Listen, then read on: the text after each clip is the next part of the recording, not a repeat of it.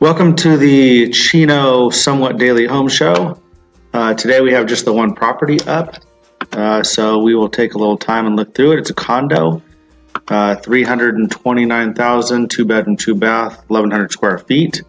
And it looks like these sellers had held this condo ever since 2006 or 2007 and bought at the top of the market. I think they bought it at 371 if I'm remembering correctly.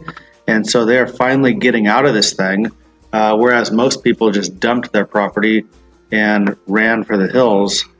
So let's check this out. It's a very simple 2 bedroom, 2 bath condo. Just some side notes. Red is not universally loved by people. Probably best to come in and paint this wall white, although we're not seeing this in person, so I'm making some assumptions. Also, even though it doesn't seem clutter-ish so much, you want to have pretty much everything out. I mean, when you sell a house, it's a super inconvenience. You have to treat it as though you don't even really live there. So people hate that, but that's part of the process. And I talk about this a lot, but just the clutter or just objects laying around, you want to make it very sparse. Obviously, they have kids, so that's tougher. You don't want to ruin your environment for your kids. A lot of stuff around, but this is a nice simple space, nice little loft area, if you will. Tiny kitchen, so this is a really small condo. As you can see, we have this sort of older oak cabinets from 2006, but very nice, very clean, white countertops, very simple. So for 329, I mean, this is towards the bottom of the market for Chino, and you're just paying a little bit more, really. I mean, we've seen things at $299 that are really in not anywhere near as nice a shape. And so you have 2 bathrooms here also. Bedroom, okay, little balcony type area in this artisan collection. And there is an HOA, which is $2,002 a month. And this is right off of Chino Avenue in Euclid. Not super high performing schools. Since this is the only property that we're looking at today, let's just take a look at what we normally would do for people when they're interested in a house and we want to make sure we know what we're doing. We run a detailed report, which has a somewhat complicated algorithm that takes all existing sales and recent sold and a bunch of other factors and smashes them together and comes up with a price. Here you can see that their price, that we're looking at, is $317.90.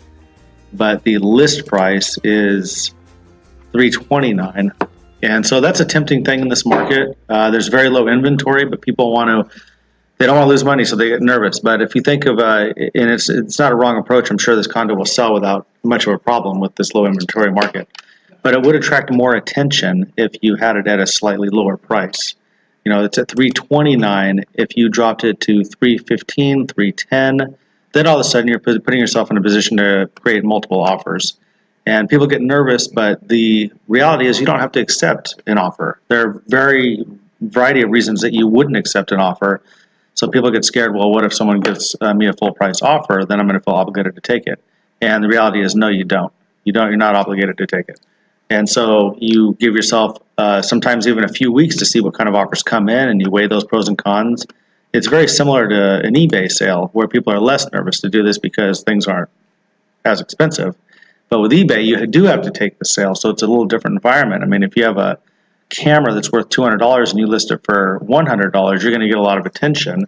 But of course, you have to know your inventory. If you take that same approach and you use it with a book that's not as popular, it's got to be something that people actually want. If you list an old shirt that's worth $20 for $10, it's probably going to sell for $10. So as a former eBay power seller, I have some insight into that.